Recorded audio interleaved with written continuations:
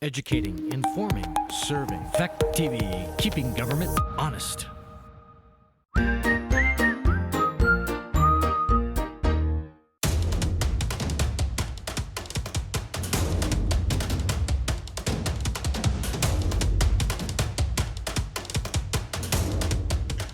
And we'd hit a peak, and and then we'd be headed down.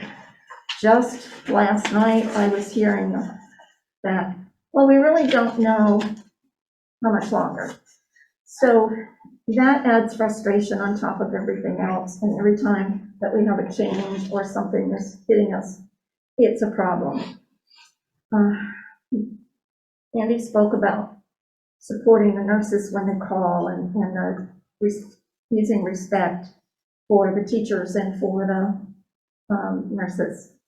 So I think we're at that point. With that said, I'm going to read the letter from the middle school.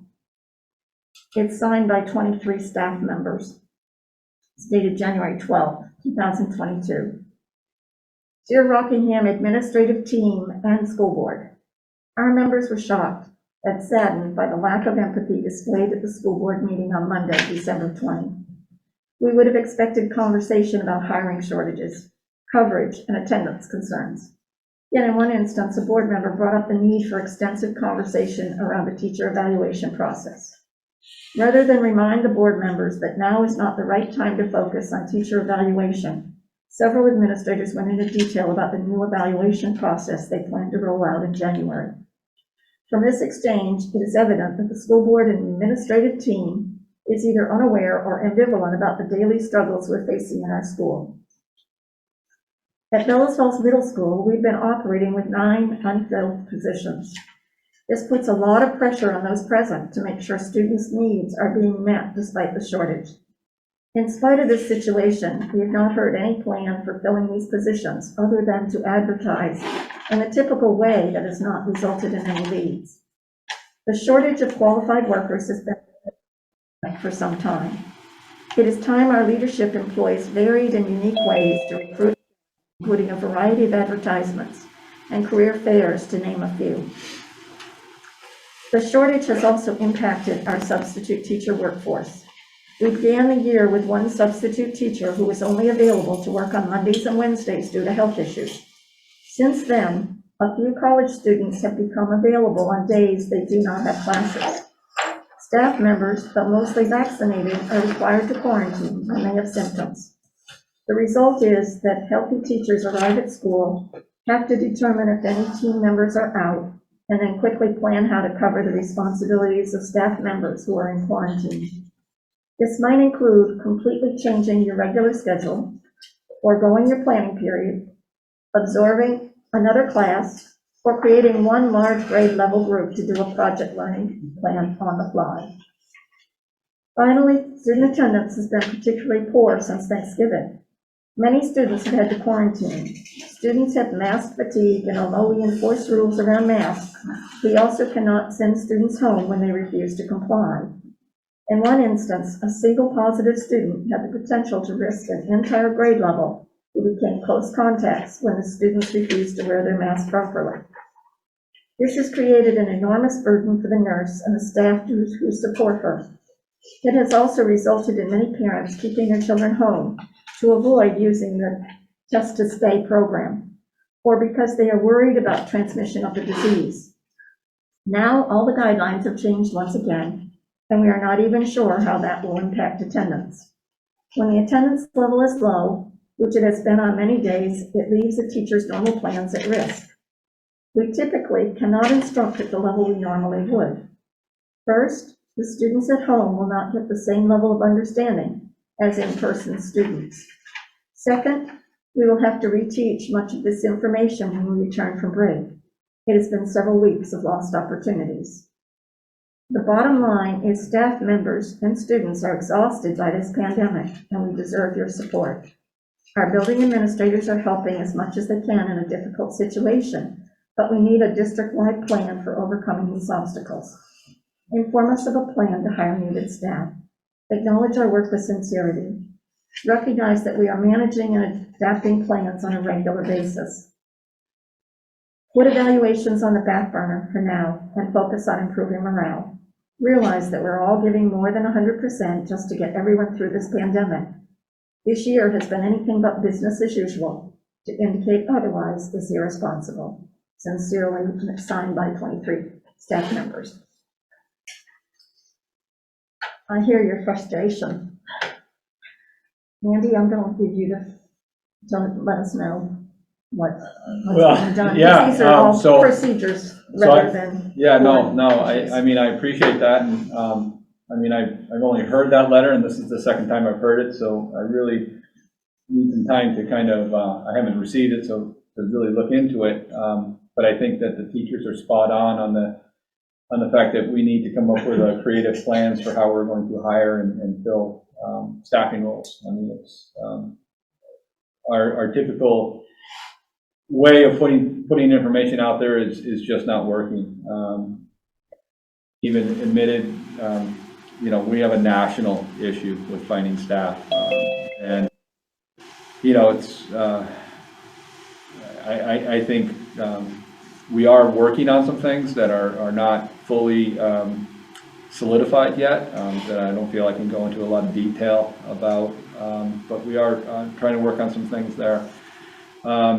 You know, I'm meeting with the administrative team tomorrow, and we can definitely take a look at the evaluation piece, and where that puts teachers, and where does it put our staff. But our focus needs to be on our students and our staff, and making sure that we can safely operate the building on a daily basis. Is there anyone out there, any staff or anyone else that would like to comment at this time, because we're open to listening?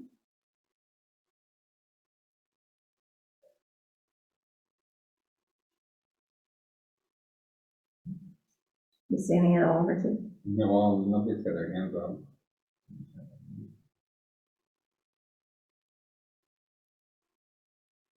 No? Oh, that's one. Sue's hands up, and Crystal, I think. Crystal, let me call on you. So I don't have anything formal planned to say tonight. We weren't really sure, you know, when the letter would be read. We sent it at the very end of the last week, and I'm sorry, Andy, if you didn't receive it yet. We did send you a copy. It's probably just a mail issue. I think we really just wanted to be heard, and it's hard for me to speak for lots of people because I don't represent everyone. That's not my role. But you know, Sue and Dana are very aware and know what we've been going through, and I feel like they're doing what they can. But we're feeling every day, not knowing what you're walking into puts a lot of stress on the situation. And I can't even count how many times that whatever I had planned for the lesson for the day had to be changed dramatically or scrapped altogether and started fresh for a variety of reasons, but usually because of a huge number of absences, both on the student end and on the staff end. I know myself, I have not had COVID. I've been very fortunate. However, I've had 4 instances this year that I've had symptoms where I had to quarantine. And even though I'm vaccinated, you know, I still have to get the negative results. It's a little bit easier now that they've changed it so that the antigen tests, you know, are sufficient. But I don't know if you can hear it in my voice. I'm very nasally right now because I actually have a very bad cold. You know, but anyway, it's a very challenging time for students and for staff. And I think that we're hoping just to hear a plan for how we might attract more people to these positions. I think that was the ultimate goal of the letter, that be a focus of the work that's done. And I don't think anyone that I've spoken to is opposed to the plan that was rolled out to us about Sue, correct me if I'm wrong, but it's like a walkthrough method of evaluating teachers. I don't think we have a problem with the system. We just wish that some of the effort would be put into hiring more people to fill these positions.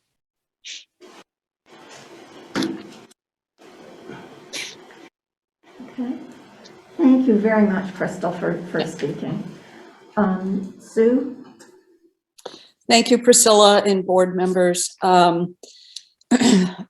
Crystal, you're right. It's a walkthrough method, and as we discussed in the staff meeting, it's very different from what has happened in the past.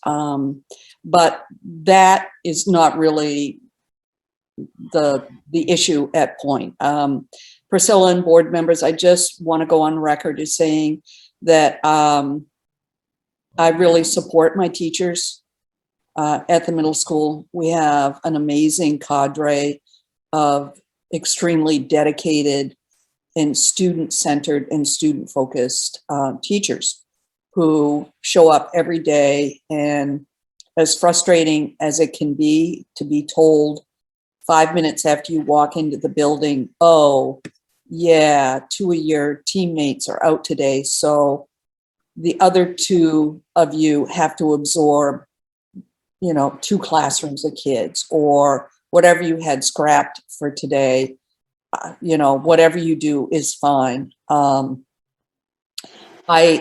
hate being that person that has to say that to my staff. I hate that they have to go through that fairly regularly. We're 9 positions short, and on any given day, I can have 13 people out and with no subs. We're doing our best to keep the doors open, keep the lights on, keep the school running, and just do the best we can. I worry about my staff. I worry about their social and their emotional well-being and their health.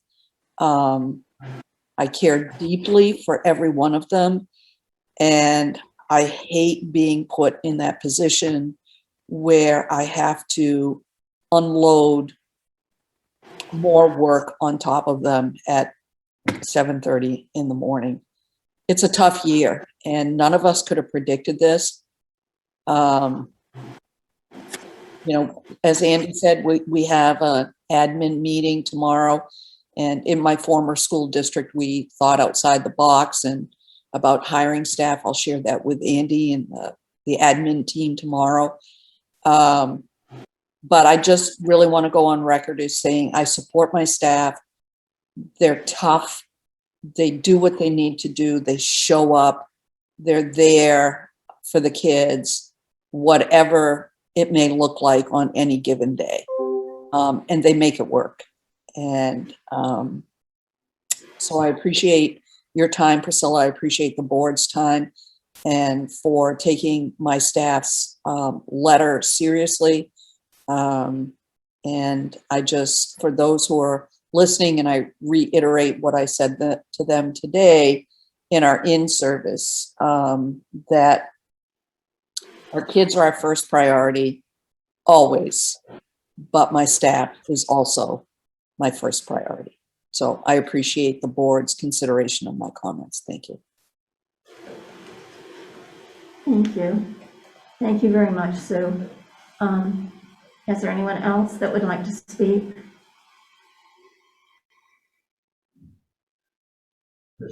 I do know, oh, go ahead, Yeah, Bill. I just to introduce myself, my name is Bill Morse, and I'm running for the vacancy on the school board. Was the policy, the mask policy that was to expire the 22nd of January, was that renewed officially? It's changed, the mask policy changed by the state guidelines. It has not been stopped at this point. Okay, so the And we're going to policy, cover that under COVID update in a few minutes, so we'll hear about So all the those policy will remain unchanged Um, beyond the we voted to 22nd? follow the state guidelines. And we don't know if that's going to change in a week or two. Well, when it changes, they let us know, and right now it's not, their masks are still remaining. Okay. How much do we pay substitutes a day? Okay, we just increased the sub-pay in the district.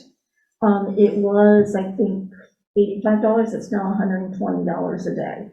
Okay. And that was to hopefully attract. I don't know whether that's made any change at all in the subs that we've got, but if you know of it, you can, if you get on the board, you can't sub without a waiver, but if you want to apply to sub between now and then, I'm sure they would take that bill. Also, anyone out there that is able and would like to sub, if you would please contact the central office, because I'm sure that they could use that help.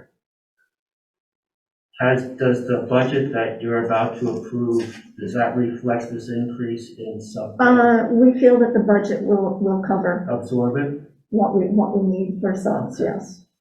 The money, the federal money that came to Vermont to deal with COVID-related issues, I think it's 1.8 million. Is any of that going towards education? A lot of that goes to education. There's certain percentages that have to be applied directly to education. There's other things that are put in to support the schools and help with, for instance, the air conditioning and the air quality in the schools, updates that will help us, and a variety of different things. Those are ESSER funds. Okay, And we have a committee that works on that usually once a week. all right, so that's ongoing.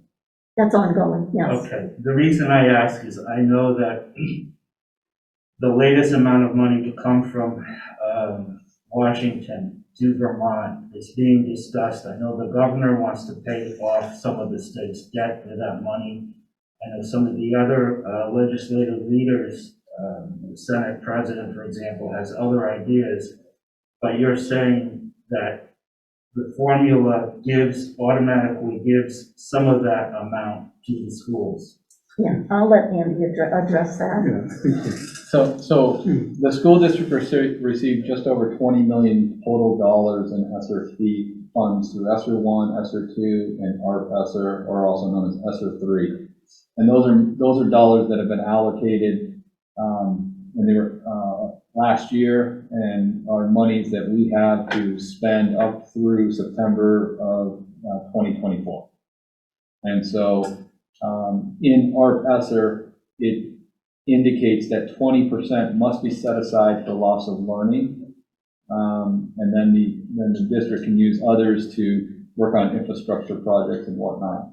We spent of the total ESSER dollars, much of what's been spent has been on loss of learning and addressing summer programming, but also hiring interventionists and whatnot. So. Okay, so Okay, and I'm going to cut you off right there because that's not part of tonight's meeting. And you can get that information through the central office if you want some more information on that. Thank you, though, for your questions. Do really appreciate that. Okay. Yeah, so we have done some things, and Andy's working on some other things, and I would like to put this on the agenda for the next meeting, as well as for an update on the progress that we're making and what's happening, so that if there are additional people at the middle school that would like to come and speak, or the other schools in our district, they are certainly welcome to join us for a discussion on this at our next meeting. We just got the letter, like Andy hadn't gotten it, and I just got mine, so that will give you some opportunity for other people to come if they would like to. I do know from personal experience it is very difficult to find people that want to. I'm doing some work that, because I can't get a caregiver for my own child, so it's, you know, I understand your positions and your lack of being able to get them, but if we can work on that, that would be great. And does anyone have anything else, or we can move on? Okay, so the next thing on here is unfinished business, which is our update on COVID protocols. And so Andy, I'll let you speak to that because they just changed. Yeah, Some of they those are things. very fluid at this moment. So I just met with the school nurses today, and we are developing a protocol based on the state's new guidance. Essentially, the new guidance, though, is a pivot away from surveillance testing. The main reason for that is that surveillance testing has not shown to catch a considerable number of positive cases. We do catch cases every now and again, but there's by and far, we're not catching the majority of our cases that way. The other part is that with the new variant, Omicron, the turnaround is such a quick amount of time for a person to be infected to when they're no longer contagious, that the time that it takes to do the PCR or the surveillance test, the person might already be out of quarantine by the time you're getting that result. So the state is pivoting more to a, not the test to stay program, but the home to test program, which would be that if there was a positive in a classroom, all the students and staff in that classroom who were unvaccinated, well, everyone would receive home kits, and they would be the rapid test kits. And if someone is unvaccinated, they would receive additional testing material for testing over the 5 days. And as long as they're negative, they can continue to come to school. And then someone who's vaccinated would be testing on the 5th day, 4th, 5th day. I apologize, I don't have it in front of me. And they have to test twice in 24 hours, and as long as they're negative, they're fine to come. It's also changing how contact tracing is done, so it's not necessarily speaking with an individual and then trying to catch all the people that they interacted with in a day. The idea is it's presumed everybody in a classroom is a close contact. And so we're working on some of the logistics around things like the middle school here, and because kids they move, they're not all in the same classroom. So we're trying to deal with that logistics of that. And then the return to play protocol has changed slightly and has been updated, so we'll be updating that. And that's for interscholastic sports. And then the last one is the mask mandate has been extended through February, or up to February 28th. And so it was supposed to be, it was being rescinded as of today, unless they gave new guidance. And so they gave new guidance to continue it through February 28th. They are also highly recommending a surgical to up to an N95 mask, and K95 is somewhere in the middle there. The issue with the N95 is that an N95 must be fitted to a person's face, and it seems to be extremely challenging to get pediatric size. The same thing with the K95, we're feeling that there are challenges in procuring those sizes also. So, but they are recommending that the cloth masks are less effective at this time. So that's kind of a snapshot of where that whole thing is. So.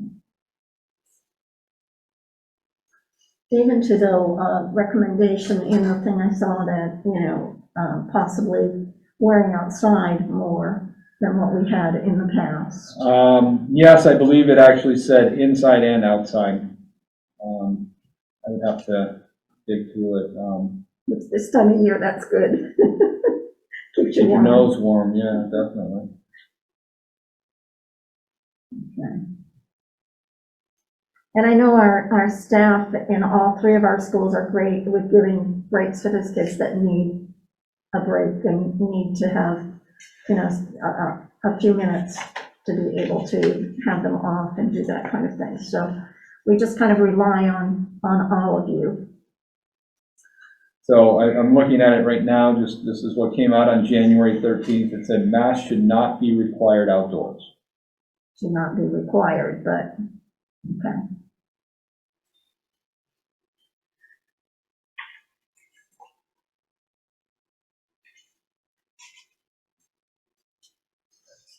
So that's kind of up to families and up to children and everybody at this point. Thank you for that. Sure. Okay. Anyone out there that would like, Jason, I think you're only board member out there. Jason? No, I'm good at the moment. Thank you. Okay, so the next thing on here is budget discussion and hopefully an anticipated approval. So, would you like to start with that? Andy, do you want to tell us about changes or? So I think the some of the big changes, went back and really looked at, I'm trying to make that a little bigger. Went and looked back at our needs of where our student population is, how we might be able to effectively use our ESSER funds additionally. So what you see here, which is a little different from our previous presentation, is instead of what you saw in the last one was like it said middle school 7-8, middle school 5-8, middle school regular ed. I bundled those together because those are all classroom teachers at the middle school, and the salary line is the same amount of those three lines, and the 1.1 million in that first line reflects the current cost or obligation that we're paying the teachers with the 1.5% that was given last year. So that is where that piece is. What we're going to move to ESSER was one for next year. The middle school in-school suspension is what it's tagged as. We're looking at, we're currently piloting a model at Central. It's called Zenden is the term. It's a tier 2 to tier 3 intervention, and tiers being in our multi-tiered systems to support with dealing with behaviors. It's an intervention model where students can go get some targeted redirection, but also if they're just having a bad time, some difficulty, need that, they can be there. So we'd be looking to move that position into the grant because that would fit in with the social emotional learning of students. Other ones, what we found was like there was substitutes for health in there, and the health is the school nurses, and we currently have the float nurse, so therefore we don't have a need for those substitutes. So just looking at the middle school and starting down, those are some of the bigger pieces in the middle school. You'll also see 5181, which was non-clerical generalist. I went back and looked at that line, and that line hadn't been touched. So I didn't feel like it hadn't been touched in years, so it was something we should continue on. That's at 6288. As we go down into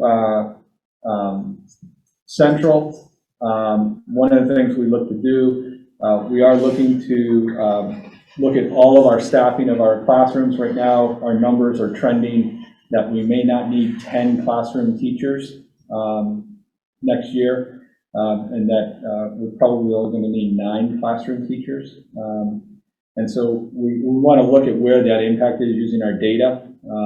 Right now, the numbers for like the second grade classroom are very low, but after looking at data, I want to leave that up to Carrie to kind of decide where's the best bang for our buck. We reduce down, let's say, third grade type of thing. and keep second grade because those students have a higher need type of thing. So we still have some data to crunch that we haven't gotten fully, but we're seeing that we definitely can support in our students with only 9 classroom teachers there. The other line is the paraeducator line. There were some mistakes made, and what appears to be is we have some behavior interventionists that we work with HCRS to bring in that are there to support some specific students. And so what previously, and back up, Central used to always have paraeducators, and those paraeducators moved in, if they were warranted for student need, they moved into student services. So there aren't any regular paraeducators that are currently supported through Central. So we reduced that, we zeroed that line item out. Just one question there on the regular teachers there. That's an increase over what you've given me. As I said, that number would, when we met the other day, I said that number would probably adjust based on looking at some, going back and looking at some salaries and whatnot, so. Right. And Because so that, there are music positions too that were in there. yep, so that does reflect all of those positions. Okay.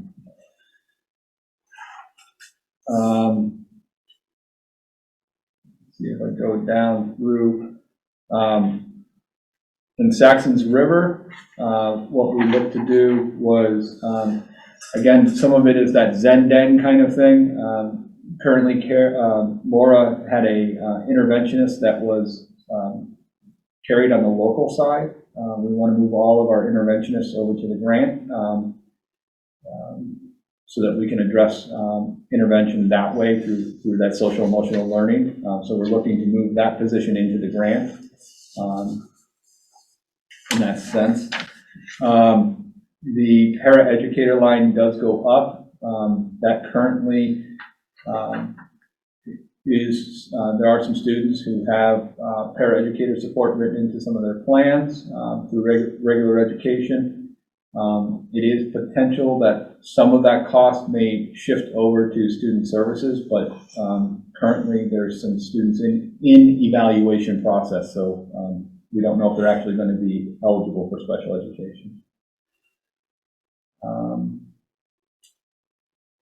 And then benefits, again, what you can see here is I didn't go through and zero out all those lines, but here you see the middle school 5-6, middle school 7-8, and middle school regular education, and they're all bundled into one line.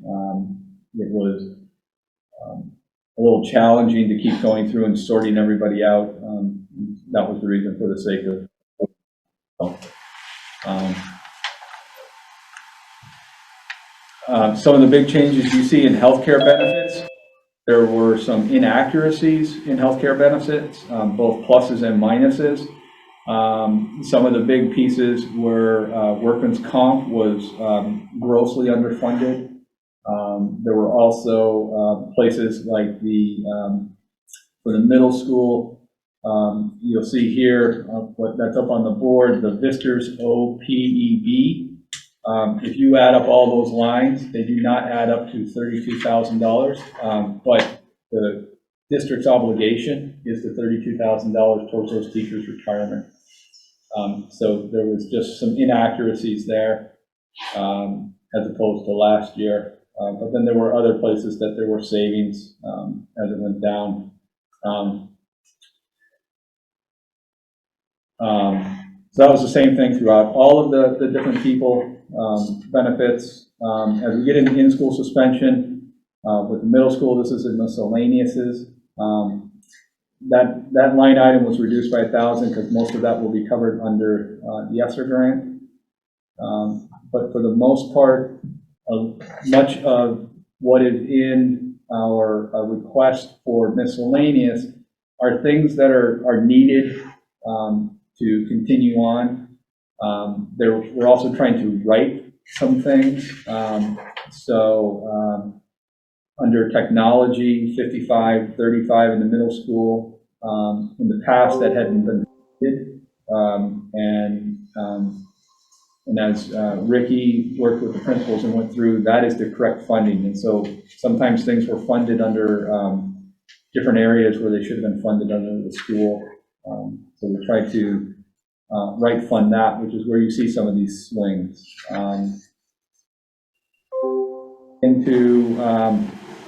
I think the only other big thing to pull out in the middle school, because I can't find the line, and Sue probably knows off the top of her head, there is one for music where we are looking to replace a piano at this time.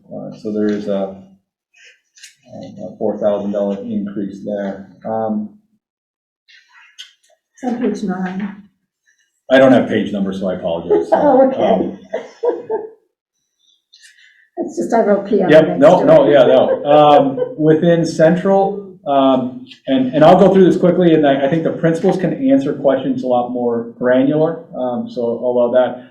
One of the first big ones is in 5341, which is regular ed psych services. You'll see it goes from 33,000 to 85,000. That is that adjustment for the para-educators that were up higher, and zeroing that line out. But that is the actual behavior interventionists that we work with HCRS through for the students. Other areas you see larger increases is mainly in custodial supplies, and that is to correct some funding that has not been there, and to ensure that we have, things are up to speed and compliance, so that we can keep the building open. So that, in a nutshell, and I admit very quickly through it, but trying to hit some highlights in there of looking at it. Where that brings us down at the end is a total Rockingham request of $6,400,002, $124.92. The next one is your bonds, and what you're responsible for there. And then the SU assessment, which brings the total ask at $9,697,976.38.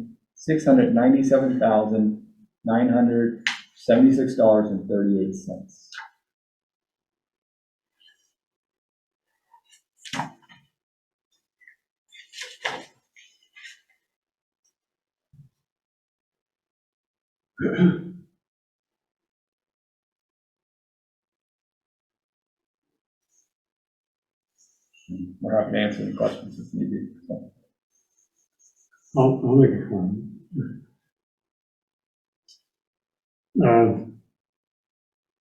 I think that obviously we've had a couple of iterations of this, and I appreciate the attention that you and the principals have spent on this.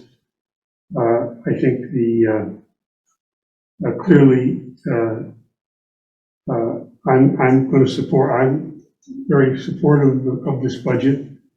I think that most of the people that are listening in or that are here realize that behind these numbers are not only the regular grants that we have to enhance student learning, but we this year and next year we will benefit also from the ESSER funding. So I think the administration has done a good job of trying to take advantage of the ESSER funds and apply them to try to help our kiddos recover from this COVID, educationally and otherwise. And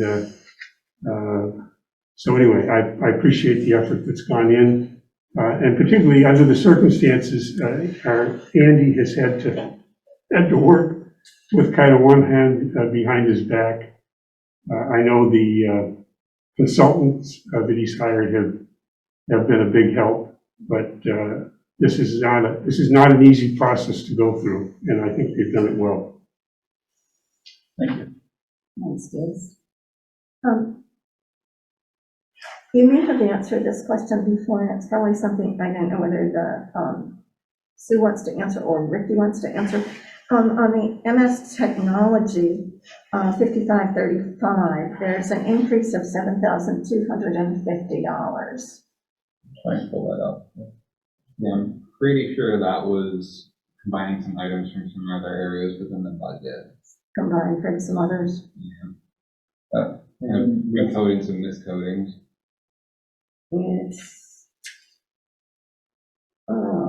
It's under the middle school, it's the line before the middle school benefits total. Page before that. So their benefits. Yeah, benefits is on page 10, and this is on page 9, but it wasn't helping him to tell him. No, so what color is it? It's green. It's in green, okay, and it's, Okay. and what's the dollar amount? 7,250. So that was that, this is internet subscriptions, right? Right. Yes. So, some of this was, and Ricky, here, correct me if I'm right or wrong, some of this was, things were being charged to the SU budget that were actually very specific to building level things. So that was some of the writing, or correction of making sure things are accurate where they are, what they're for. Because, if you're billing them to the SU, then technically then they're getting assessed to other districts when they shouldn't be. And so, and then it comes back to then we can really look at each building and does that building need each one of those subscriptions that they're doing. So for some, sometimes you pick something up. I know like, Carrie, I know you're out there somewhere, I can't see you, but there's a system you use to send information out to like your newsletter or something, isn't there? Yes. Called SMORE, SMORE. So that's an example of and I think one of the things we're finding is buildings go out and get things, and now what we're going to start looking at is, can we consolidate that? And do we have more purchasing power buying that at the SU and then everyone divvying it out? So those are the things we're going to look at this coming year as we go forward, so. Yeah, I mentioned- But that one being up 7,000, and then if I look at the next page where I have supplies for tech related is down approximately the same amount. I've got 42,000, so what I was wondering was if that was split out. Yeah, I mean, again, as Andy was iterating, it's correcting some of those miscodings, because each line is very specific as to what it's supposed to be coded to, and what is a subscription, what is actually a supply, what is a technical related supply. It's more of moving things around to where they should have been. Yeah. That makes sense. So that uniform, what is it? Uniform code of Uniform chart of accounts. Uniform chart of accounts basically says, so all these numbers, 5622, 5624, all those numbers mean something. And in the past, the attention wasn't there for all that coding to make sure it's correct. So when you go back, and it's something that, James, you've been very adamant about, and I agree with you 100%, is how do you know where you're spending monies and what you need? If you go back and look at your old expenditures and they're all hidden in I don't want to say hidden, but all in a big basket of technology, you don't know where those things are. And so you want to split those out and kind of look at it. So I think the other point is that I know Ricky has tried to consolidate, and a part of his budget at the SU is a system-wide internet program or software that all of the schools use. And then, so part of our job is understanding what's the building specific ones that just don't fit that overall system-wide needs.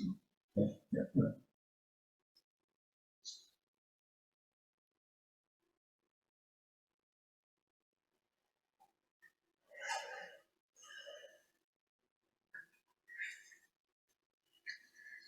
Does each one of the principals have a principal's fund? Because I saw that on Central, but I don't remember. Does any principal want to tackle that? Sorry, guys. There should be in each school. It may be put in differently. That may be what I'm seeing. What specific line are you looking at, Priscilla? It's right there. I happened to come across. It's 5619 in Laura's, right there. Okay. So up on the screen, so under 5619, it's principal's funds, supplies, and it's $1,500. I apologize, I don't know what page that is on yours. Because at Central, they also have a huge increase in the food budget as well as that one, so I didn't know whether those were two different things. Yeah, so Central, or if you go into Saxon's River does have that as well. So there's 5631, there's a food line. And so then under 5631, we should see a food line in Central.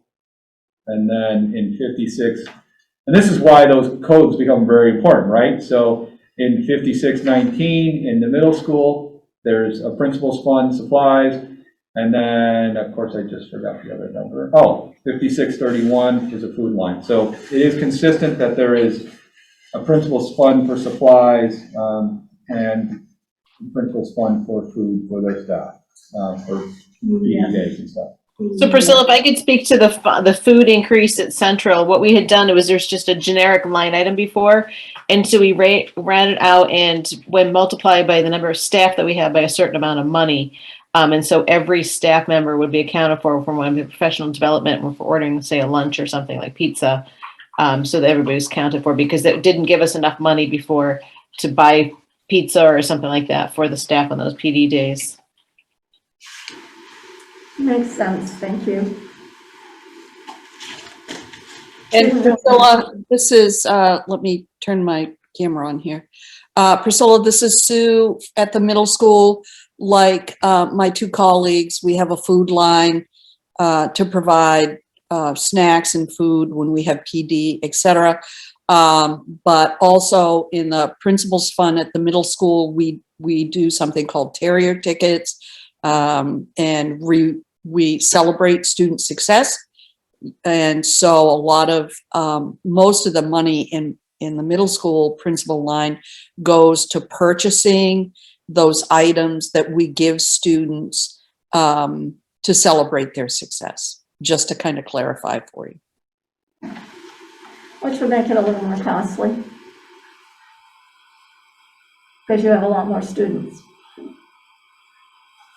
Okay. I mean, it seemed reasonable, it just popped up at me, and I just kind of had just a question, that's all. You ready for a motion? Just exactly, I think. That would be a good thing. Go ahead, Jake. I move that we approve a Rockingham budget. I believe this is the right number. I saw Chris Kibbe's name up there at one point, so he'll keep us honest here, but I think it's the $9,697,976.38.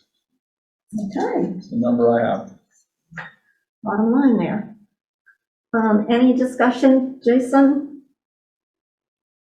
No discussion. Are you ready for a vote then, guys? I'm ready. Okay, Jason, how do you vote? Yes. Yes. Yes. And I vote yes. Okay, so we have a budget. You guys really should be applauded, every one of you. You've done a marvelous job of working on this. I know it's taken hours to do this, so just thank you for working so hard. Okay, so the next thing on here is should we look at the equalized student sheet first, or should we look, probably the equalized student sheet first? I'm gonna Glenn's still here. Glenn, can I query you when we get to this piece? Are you still with us, Glenn? I don't see him up there. Oh, yeah, there he is. Okay. I am here.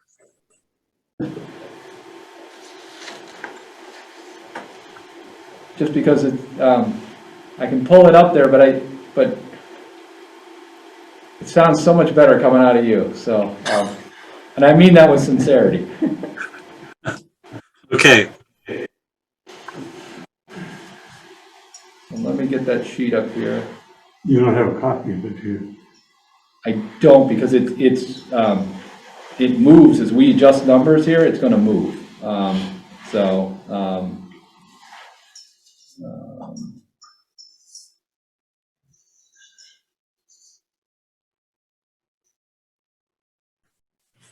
Let me just get up. Sorry.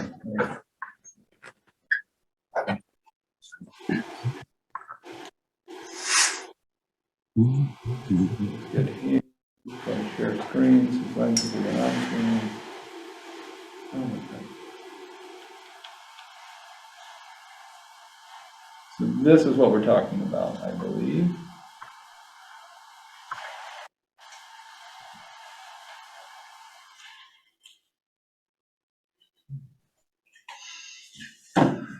So here we would punch in that number that you did is 9. Can you read it to me again, James? 9,697,976.38.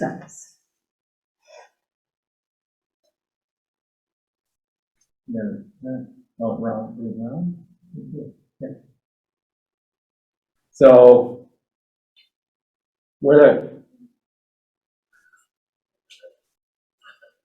would. Can I, while you're looking for that, can I also note that that is about $1 million less, a little over $1 million less request than last year. So our budget is really well below last year's. That's where, One of the, and maybe the consultant can, because I'm going to have trouble seeing this thing, but one of the issues that we face, obviously, with the disruptions in the business office is our surplus position at the end of 2021. The only thing I've had to look at was the 2020 audit.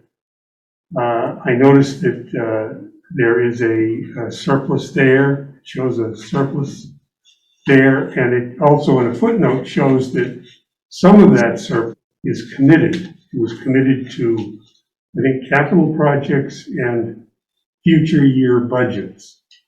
But I think understanding what the surplus is and what the board is going to recommend doing, or what the administration and the board is going to recommend doing with it, would seem to be critical parts of this sheet. yeah. And, without having the auditor here, without having any even preliminary numbers for Rockingham, it's pretty hard to really deal with this sheet, it would seem to me. But I'd love to hear the consultant tell me that I'm wrong. Well, the surplus will You're be queried, Glenn. in warnings, other warnings on the sheet. This is dealing with what the budget is So and what we have already voted, what the voters have already voted. Right. I mean, it's not what we're be asking to be I agree, we need to know. approved for taxpayers, et cetera. So right now there is a fund balance of just over $2 million. So I gave you that number Yes, earlier, and and I I'm had trying it to. written down. So they've got like 6 tabs.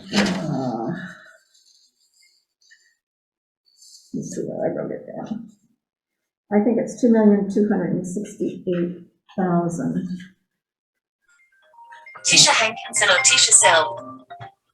That actually sounds light to me, because looking at the 2020 budget, the 2020 audit report, It was 1 million. the unrestricted surplus was $1,913,265.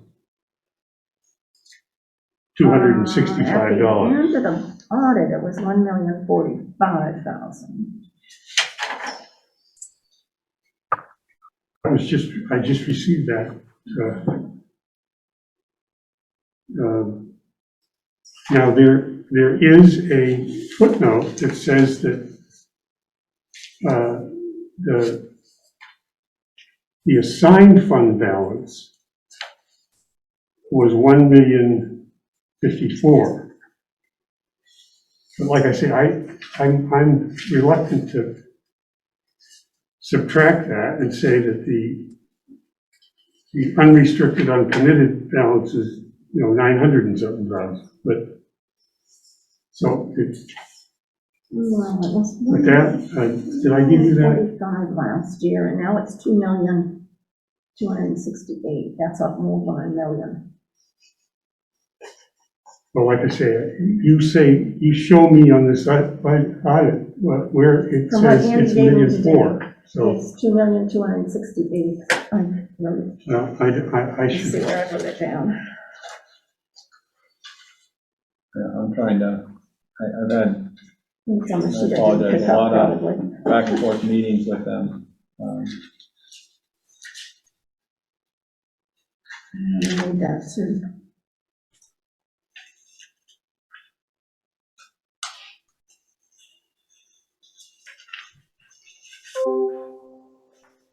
Yeah, it's on here.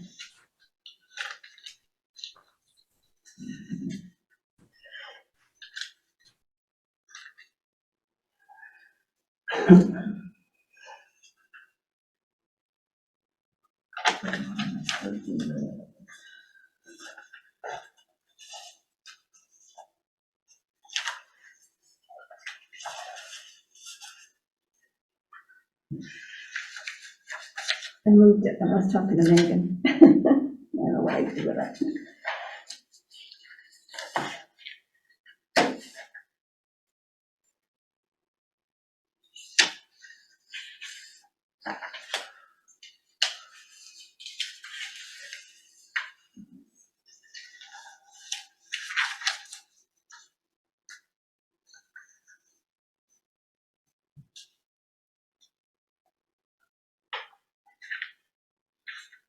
And I don't know if you can walk us through, this is, Miranda had sent this to me today. Why it's not sharing the screen, I don't know. Why is it not sharing the screen? Okay.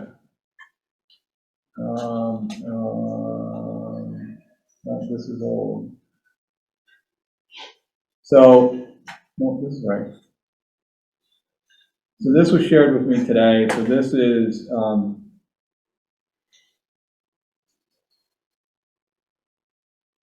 these are her revenue projections for 23 and adjustments to 22, 21, sorry. so what Miranda is projecting that Rockingham will have a revenue is $876,501. Adding that to the other funds that were already in reserve would take you over the $2.2 million in fund balance that you have available. Well, actually, Miranda sent us, That's the one I'm trying to find. okay, it says that in 21, revenues were $10,655,000, expenditures were $9,894,000. The year began with a fund balance of $1,525,710 and ended with a fund balance of $2,286,844. 271,688 of that is committed. The remainder, $2,015,156 is available. The committed, I'm aware of what 100,000 of that is. You had committed $100,000 to the FY23 budget to reduce taxes. The remainder, the 171,688, I do not know why that's committed. I will simply suggest that at this point, the $172,000 in a $2 million fund balance is something we can ferret out later when they finish the audit. The question I think before you is, do you have something that you wish to reserve those funds for?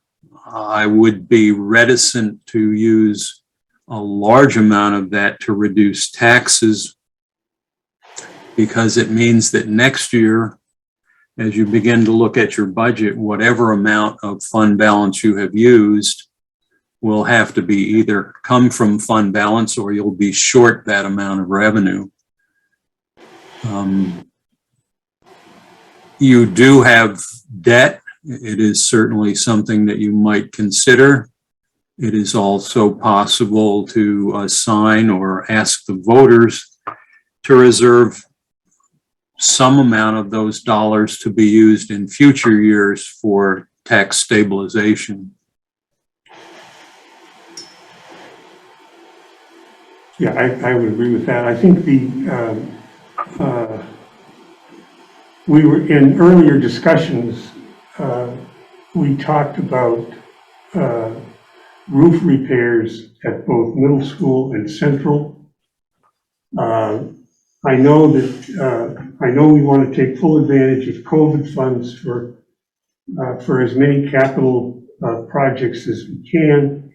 But I think if there are issues like that that don't fall under that category, then I would think that would be a way to some type of a capital reserve specifically to accomplish some projects would be appropriate. I agree with you. It would be wise to spread it out over, maybe 2 or 3 tax years, rather than to spend it all at once. That would not be a prudent thing to do. And as we said, there will be life after COVID. We've all been wrong so far, but there will be life after COVID, and having some kind of reserve for future taxes could come in very handy. And Glenn and I had spoken about that, of taking, going out over a few years, and instead of doing it all this one year, whether it's $100,000 each year for the next 3 years kind of thing, and then take the rest and put it in capital reserves. I don't disagree. I would recommend that as well. What we're looking to do is to whatever can get approved, because the approval process for ESSER funds is lengthy, is if they can, so they have to have, you can't just say, well, we need a new roof. You have to say, how is that related to COVID related issues? Exactly. And so looking at that, and if we can get things approved through ESSER, I think that's a great use of those funds, type of thing. But at the same time, if those dollars are set aside in there, you can use them for that or other capital improvements that may come up. Can you give us that figure? That's our bottom line as far as what we have surplus. The surplus? Yes. You're talking about the fund balance total, or the surplus for this year? Last year, so that we know what we have available that we need to decide. This would be the fund balance. Yeah. The overall fund balance? It's $2,015,000. I will tell you there are a couple of ways that you might approach this. The 21 budget or audit is not yet complete. If you wanted to look at the 20 fund balance of $1.5 million, you're within the statutory requirements to say, we would like to use some of that for tax reduction in current year and or future years, and reserve a portion of that for capital projects. Next year, after your audit is completed, you could deal with this additional, essentially $500,000 more, just so you don't have to. In order to reserve these funds, you'll have to have an article in your warning. The board cannot reserve them, only the voters can. So it might be easier to suggest reserving $1.5 million as opposed to $2 million. And statutorily, you don't have to deal with that fund balance until you have an audit that certifies that you in fact have that fund balance. I would suggest that your 20 audit now is pretty clean. It's been adjusted. So I might suggest that you work with $1.525 $1.5 million is close enough. You don't have to really get it down to nothing. I would agree with that. I agree for someone, except I know in the past we've used the exact figures. That's why we came up with even ones. The 1,000,005, whatever it was, 525. 1,525, is that also net of that 300 and some odd thousand, or is that inclusive of? The $271,000 that's committed, that would still be, well, you've committed 100,000 to FY23. It's not clear, at least to the auditor, and it's certainly not clear to me, whether you committed something in fund balance to reduce taxes in FY22. That Miranda is suggesting that may be where the 171,688 came from. The 171,688 was in a different voting. So that was, it appears that it was not applied last Should year. be in the annual. Okay. Years though. Oh, So, That was from the fiscal year 2018 fund balance. right. And that was the $171,688.13 from the fiscal year 2018 fund balance created a reserve fund to offset expenditures in fiscal year 2022 in order to reduce taxes. So that was supposed to go to reduce taxes this year, and it was not applied. well, we're in 22. Yeah, but it wasn't. It Oh, wasn't. it wasn't. It wasn't brought up in there. The other 100,000 was from 2020. It was 100,000 from the fiscal year 2019 fund balance to create a reserve fund to offset expenditures in fiscal year 2023. Okay. Thank you. Now I can get rid of the question marks there. Andy, I think we need to give you and the financial people a chance to go over this, and we were hoping to see the auditor tonight, but we obviously aren't going to see the auditor. They were operating under the, and I apologize for the confusion, they are preparing to be at our February 1 to give you a finalized audit report. So that was where they were looking to spend their time. You know, I can get them available for another meeting. And I think we just need to be prepared to do the warrant. Right. Yeah, we need to have the figures so that we can put in the warnings that we want for saving for the reserves for other years and for putting in the capital reserve so that taxpayers have a chance to vote on it. Yep, I mean, the numbers, We didn't Glenn, have that option last Right. year. Nothing was available to us, and so. the numbers, the numbers we're talking about are definitely in line with the conversation I had with Miranda and that Glenn's talking about. And when Miranda was telling me, you know, the 2.2, she was saying, this is all the money your fund balance is. And so some of that is this year that hasn't been finalized. So that would take you down to about 1.5 million that you have available to you to utilize to put on a warrant. So. Okay, because the 100,000 has already been voted and the 171,000 has already been voted, where are those going to be placed? So that when we're asked that by taxpayers, we are able to answer those questions. Glenn, where would those end up, that 270,000? Well, when you look at the revenues for the current year, you will include the $100,000 that was voted to offset This year. FY23 taxes.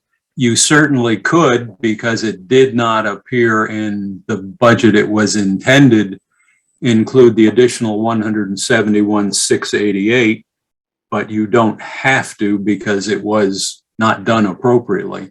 But it might be logical to do that.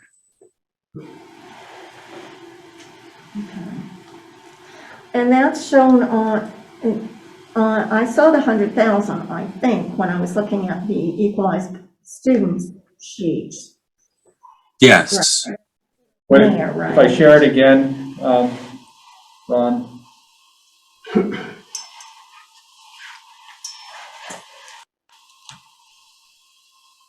I don't know what I'm doing. Did Ron answer my question? Is the 271 included in the 1,525,000? Or is it in addition to the million? That's committed. It is included. It is part of your fund balance that has been committed. Part of it. Yeah, the 2,286,000. Yeah, that's part of that amount. And he's recommending that we go down to this amount because this one hasn't been audited total. And Glenn, we'd be plugging it in on this sheet?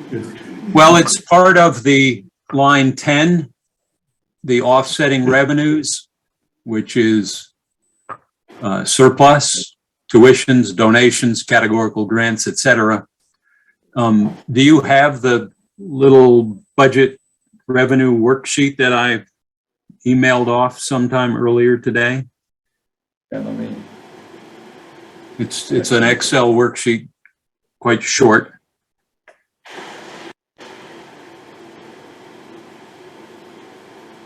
I want to. I just think that. I'm used to having multiple screens so I can move through things. Not this one, not that one. Not that one, there's another one. See, it won't come back. Set the lever here. Stop sharing so I don't have a fool completely. You do this again.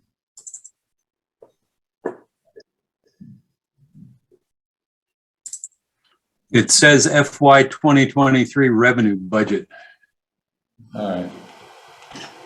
Sorry, I'm so used to now working on multiple screens that I can't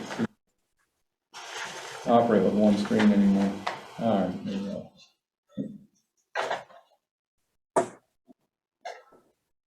So this one, all right? Yes. I'm gonna make that bigger.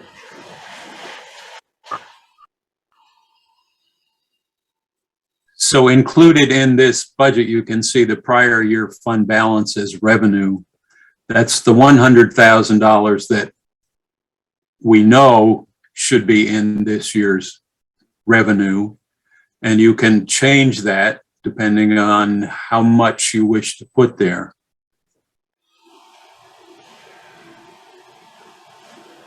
So you're saying if we made that 271,000,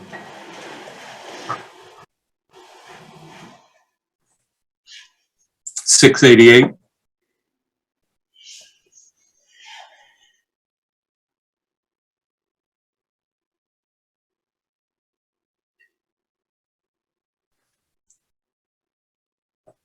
Oh, you need to, I'm sorry, we need to change this, the 10,060,000. That was this morning's budget number.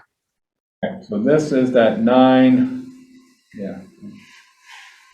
Oh, sorry, not, yeah, go ahead. Yep.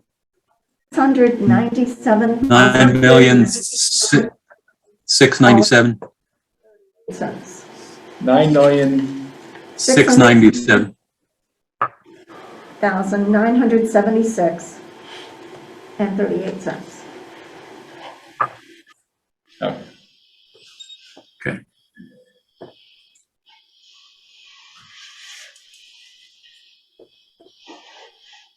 Now, does tuition, Yep, Glenn, tuition should factor in? right here, Glenn's got that. I was just about to point that out to you. So Glenn factored in Westminster at 700,000 and Afgraph at around 200,000.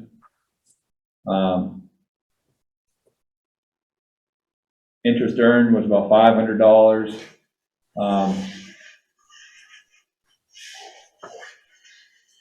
You'll send us all these Yeah, tomorrow or whatever. Yeah.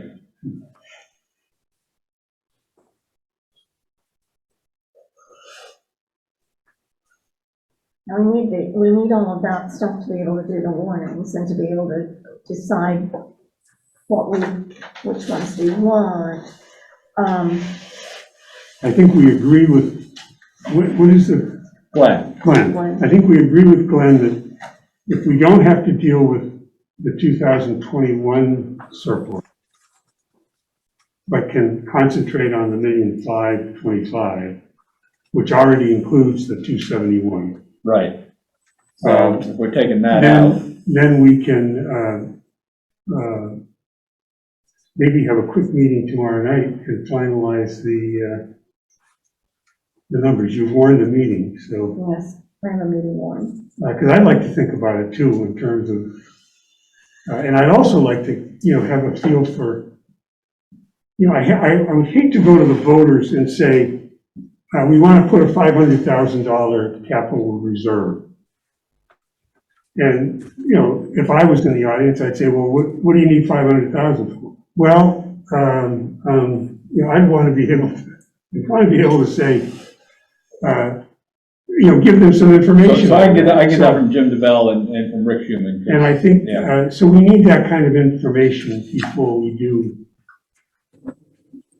I also think that given the numbers for this year, or for next year, that we shouldn't do more than the 271 in terms of applying surplus to the taxes.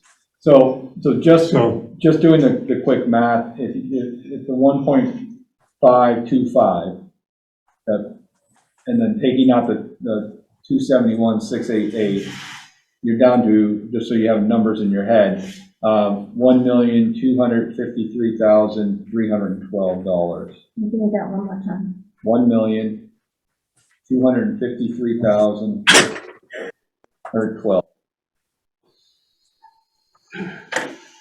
That if we want to spread some of that out over years to help offset taxes, but then what do we want to put in a capital reserve? I would like to put something in a capital reserve. I think that's very smart, given the age of some of these buildings, and, We've got quite a few capital. but I can also things get, that are gonna come up. I can get some harder numbers from Rick Schumann that, like, if you had to do the roof, what are we talking about? Because this roof is very expensive. Central is not a flat roof, so it's not going to be as expensive kind of thing, so.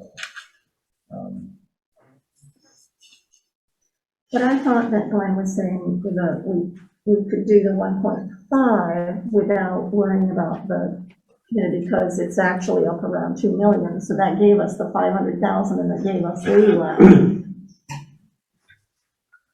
So Glenn, I guess the question, and maybe I heard it wrong, of the 1.5 million, does that include that 271,000, or is that? It does. It does include it. 1,253,000. So they would have to take that 271 out first to then think about what to do with the rest of the funds. Correct.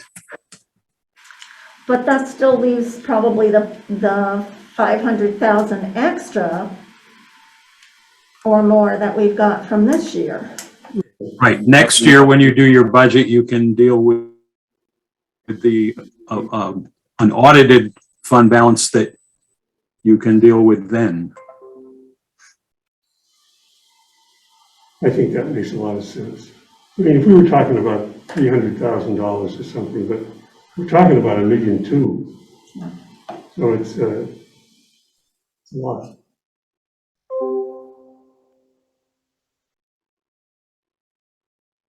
Okay. So will you have you'll have some numbers for us tomorrow, and maybe you can bring copies of these, Yeah. these sheets. And, I didn't copy these sheets because Glenn, as Glenn had said, like you see up there, it says you can change these numbers. I knew we might be changing numbers, so if I bring them in, you might as well adjust them on the fly a little bit, so. So the 271,688 is those two figures, the 171,000 and the 100,000. Correct. The taxpayers have already voted. So that's the money that should have been applied in FY21 and the money that should have been in FY22. no, the No. one. Pardon me, FY22 and the FY23, pardon me, yes, yeah. Right.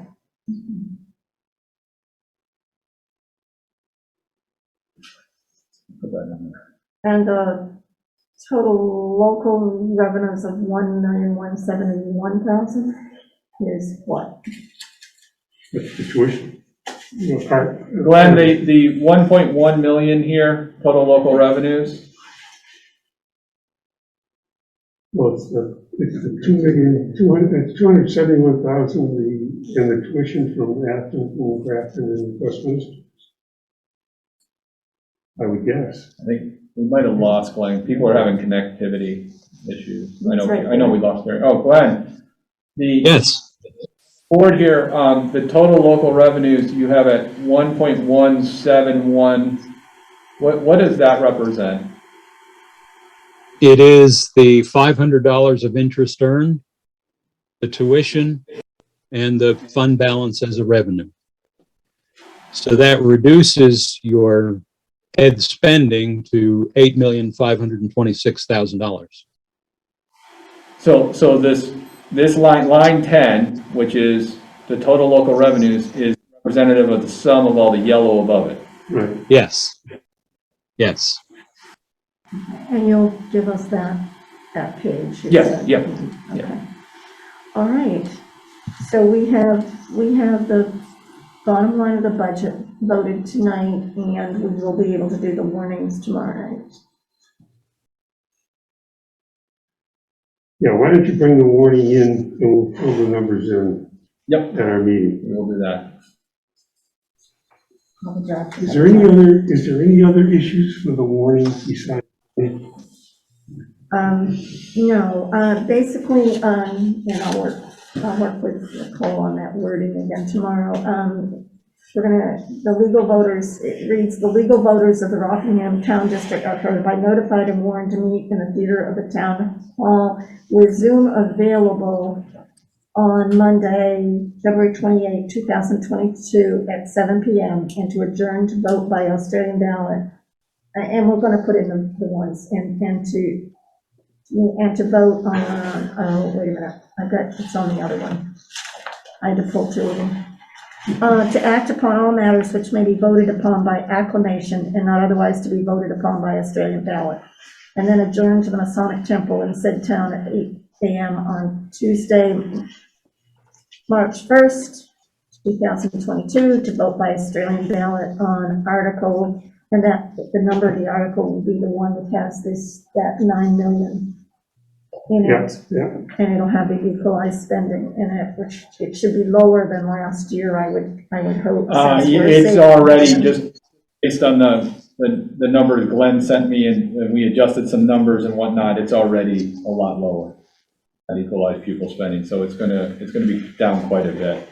Right, and then our very last, and then we'll have a one for capital, reserve fund, and we should have at least 2 or 3 for future years. Future years, yeah.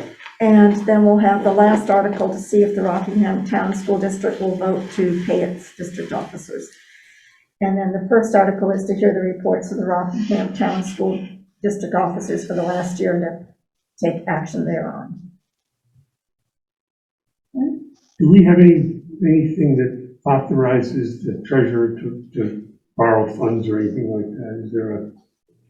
No, That's not in a warning. We can vote on that at. Okay, we don't need the voters No. to do that. Okay. No. Because We the have town, in the town village, they have to, We've They have an never- article. We've never done it, but I know it's been voted at meetings. yeah, okay. It actually went away several years ago because the statute changed and allowed school boards to borrow when necessary to meet the needs of the school district. Right. Okay. Glenn, I really appreciate all that you've done as well. You're certainly helping us out a lot. So, okay. Thank you, Glenn. Yeah, Thank you. Anything else that we need to do tonight? Okay, then I guess I would entertain a motion for adjournment till tomorrow night. I'll move adjournment. Well, thank you. Jason, okay? Sounds good. Yes. Yes, And I'm gonna ask that, do principals need to be here tomorrow night, or are we okay with them not being here? I think we're okay with, All right, thank you. and thank them so much for being here too. We do appreciate all the time they put in.